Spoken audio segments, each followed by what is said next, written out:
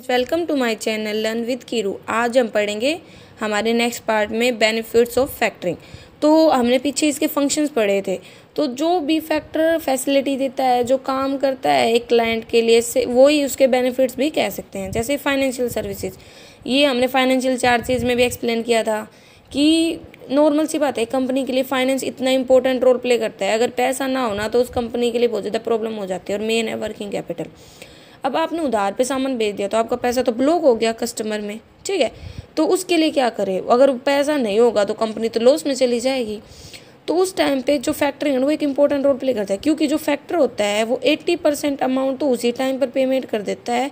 और उस 80% अमाउंट का यूज़ हमारा क्लाइंट कर सकता है अपने प्रॉब्लम वगैरह को सॉल्व करने में, मतलब जो भी एक्टिविटीज़ वगैरह हैं जिनमें वर्किंग कैपिटल की ज़रूरत होती है उनको कंडक्ट करने में। इस तरह से फाइनेंशियल सर्विस देता है ये, ठीक है।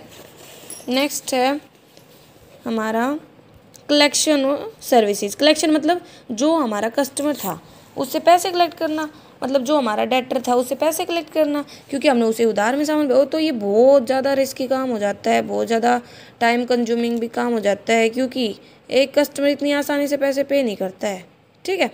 तो इसके लिए क्या करना पड़ता है, इसके लिए भी फैक्टरिंग एक इम्पोर्टेंट रोल के लिए प्ले कर देता है। और मतलब जो भी टाइम है वो सेव होता है, और जो हमारा क्लाइंट है वो उस टाइम को किसी अच्छी जगह पे इन्वेस्ट कर सकता है। क्रेडिट रिस्क सर्विसेज मतलब भाई एक बात दो आप कि जो मतलब हमारा जो कस्टमर है अगर जो पेमेंट ना करे टाइम पर तो वो सारा रिस्क किसके ऊपर आ जाएगा, हमारे क्लाइंट के ऊपर।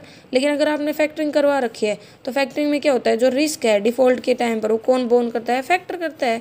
Provision for expertise sales ledger management. Sales ledger मतलब कितनी सेल हो रही है, कितनी क्रेडिट पे है, कितनी अमाउंट हमें डेटर से मिल रही है और कितनी नहीं मिल रही है, उन सब की जो प्रॉपर मैनेजमेंट होती है वो ना पूरी तरह से किसके ऊपर होती है, क्लाइंट पे। लेकिन अगर आपने फैक्टरिंग करवा ली है तो आप वो सारा काम कौन करेगा, हमारा फैक्टर। और जो टाइम बच रहा है आप उसको कहीं अच्छी जगह पे इन्वेस्ट कर सकते हो। कंसल्टेंसी मतलब कंसल्ट करना फैक्टर के साथ, और वो आपको क्या देगा, इसके रिगार्डिंग हेल्प देगा, आपको सजेशंस देगा, ठीक है। तो देखो क्या क्या सजेशंस दे देता है कि एक तो भाई पुअर क्वालिटी का सामान मत यूज़ करो अपनी कॉस्ट को कम करने के लिए, ठीक है। इंपॉर्टेंट फाइनेंशियल मैटर पर ध्यान दिलाता है, ठीक है। और ये कह देता है कि भाई इन्वेस्टिगेट करता है कस्टमर्स को कि कस्टमर ठीक है या नहीं, हमें उस कस्टमर के साथ क्रेडिट पे सामान बेचना चाहिए या नहीं, ये सारी चीज़ें। इकोनॉमी इन सर्विसिंग मतलब जो फैक्टरिंग सर्विस है ना वो बहुत ज़्यादा इकोनॉमिक है, ज़्यादा कॉस्ट नहीं देनी पड़ती हमें एक फैक्टर को, वो बहुत ज़्यादा कम में ही हमारा काम करवा देता है और हमें बहुत सारी फैसिलिटी वगैरह देता है, फाइनेंशियल देता है। तो ये इकोनॉमी इन सर्विसेज में आ जाता है। वो बैलेंस शीट फाइनेंसिंग है, मतलब इसको बाद में हमें फिर current asset side balance sheet में नहीं दिखाना पड़ता, ठीक है। Balance sheet before factoring arrangement, ये हमारा इसमें सारा एक्सप्लेन कर रखा, आप यहाँ से भी इसको समझ सकते हैं।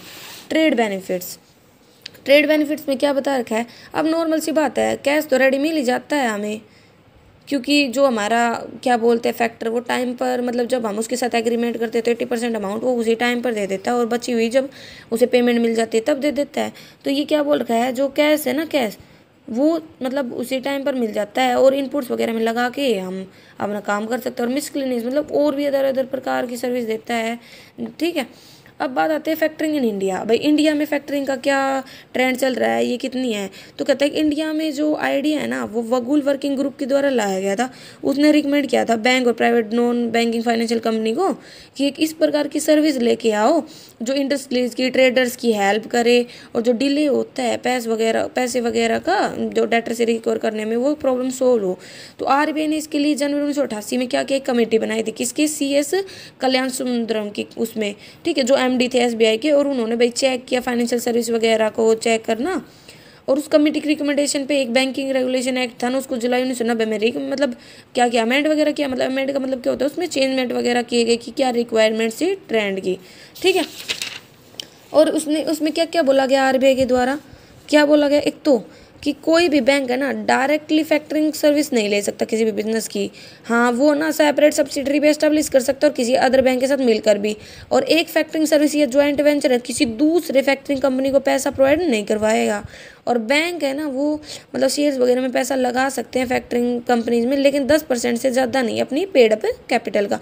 लेकिन फिर फरवरी 1994 में हमारे आरबीआई ने मतलब कुछ संशोधन वगैरह कर दिया और सभी बैंकों को बोल दिया आप सभी फैक्टरिंग सर्विसेज कर सकते हो बिजनेस में डिपार्टमेंटली, ठीक है। फिर उसके अकॉर्डिंग इसने कुछ बातें बताई, क्या क्या बताई कि जो फैक्टरिंग एक्टिविटीज़ है वो पार पर होने चाहिए, लोन मतलब लो पार वैल्यू होती है, मतलब बिल्कुल जो हमारी फेस वैल्यू होती है जिसको हम फेस वैल्यू बोल देते हैं लोन्स एंड एडवांसेस की, उसके ऊपर होने चाहिए ताकि जो capital to risk assets ratio उसको हम कैलकुलेट कर पाएँ, ठीक है। इस तरीके से इसने बोला था। इसने और भी बहुत सारे रेगुलेशंस वगैरह निकाले।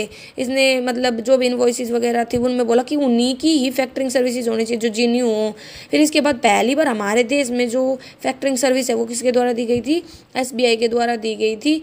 इसके साथ मिलकर Small Industrial Development Bank of India के साथ, Union Bank, State Bank of India, Bank of India, इन सब के साथ मिल करके, ठीक है। फिर बाद में धीरे धीरे मतलब ये और बैंकों ने भी इसकी सर्विस दी थी और जिस टाइम पे एसबीआई ने थी उस टाइम पे इसकी सब्सिडी कैपिटल 25 करोड़ थी।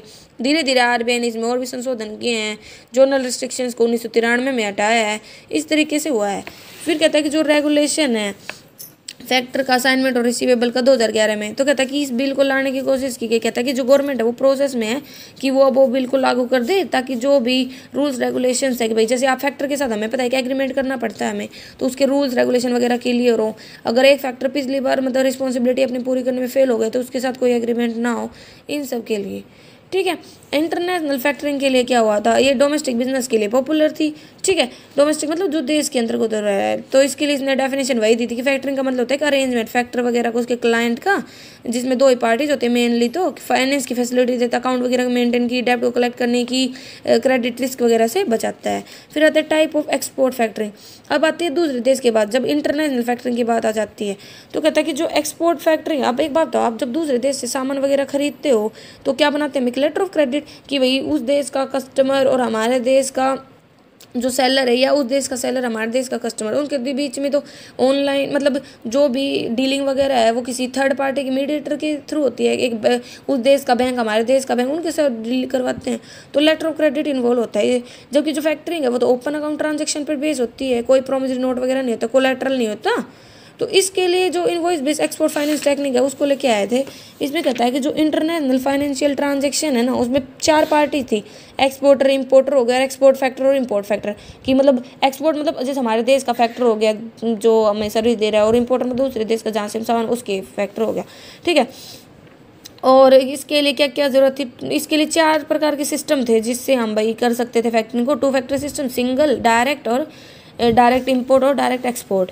तो 2 फैक्टर सिस्टम में वही बता रखा है, 2 फैक्टर थे, एक तो था एक्सपोर्ट कंट्री का और एक था इंपोर्टर कंट्री का। तो जब एक्सपोर्टर क्या चाहता था बिजनेस को, एक मतलब भाई क्या हो, एक बात आती है कि जब डोमेस्टिक में होता है तो हमें एक्सपोर्टर होता है, मतलब जो हमारा फैक्टर होता है वो सर्विस दे देता है, 80% अमाउंट वगैरह दे देता है। तो इसमें क्या होता है कि जो एक्सपोर्टर था वो क्या करते थे, एक दूसरे के साथ इंटरेक्शन करते थे, बताते थे सारी बात बिजनेस वगैरह की, इनवॉइसेस वगैरह की, और अगर कंडीशन वगैरह सेटिस्फाई हो जाते थे तो एग्रीमेंट वगैरह हो जाता था और फैक्टरिंग की सर्विस मिल जाती थी। और फिर वो मतलब भाई जो भी कॉपीज़ वगैरह है वो तैयार की जाती थी, एक्सपोर्ट फैक्टर नोटिफिकेशन के साथ दूसरे फैक्टर को भेज देता था, ठीक है। सिंगल फैक्टर सिस्टम में क्या था, 2 फैक्टरिंग कंपनी थी जैसे हमें पता है, ठीक है, इनवॉइस वगैरह बनते थे। तो इसमें क्या होता था कि जो काम है बुक्स वगैरह को तैयार करने का वो तो एक्सपोर्ट फैक्टर के पास रहता था स्टार्टिंग में, लेकिन बाद में जो क्रेडिट रिस्क है, जो एक्सपोर्ट फैक्टर इंटर एग्रीमेंट में, वो सारा होता था इंपोर्टर फैक्टर के पास, ठीक है। तो इस तरह से ये सिंगल फैक्टर में आ जाता था। डायरेक्ट एक्सपोर्ट फैक्टर में क्या था, इसमें जो एक्सपोर्टर है ना उसी को एक्सपोर्ट फैक्टर के थ्रू ही सर्विस मिलती थी, कोई अदर थर्ड पार्टी नहीं होती। जबकि इसमें जो एक्सपोर्टर था उसे इंपोर्ट फैक्टर के द्वारा ये सारी सर्विस दी जाती थी फैक्टरिंग वाली, ठीक है। और अलग अलग कंट्रीज़ में अलग अलग रूल्स रेगुलेशंस रहे हैं, जैसे भाई ये हमारा यूएसए वगैरह, यूके वगैरह, इन सब ने भी इसको यूज़ किया था क्योंकि ये एक अच्छी फैसिलिटी थी, क्योंकि कैश वगैरह की फैसिलिटी थी। फिर अकाउंटिंग ट्रीटमेंट दे रखा है बुक्स में, इसके लिए जर्नल वगैरह हैं जो हमें याद करने पड़ेंगे, ठीक है। फिर इसके कॉस्ट बेनिफिट बता के जो फैक्टरिंग कमीशन है वो चार्ज करता है क्या, क्रेडिट इवैल्यूएशन, कलेक्शन, ये तो हमने पढ़ लिया कि सारी सर्विस देता है, बैड लॉस वगैरह का पता करवाता है, ठीक है, ओके। फिर इससे मतलब ये जो टॉपिक है हमारा इतना ही है, इससे आगे मतलब जो हमारा आता है फॉरफेटिंग वो हम नेक्स्ट वीडियो में पढ़ेंगे। Thank you, like subscribe to share my channel.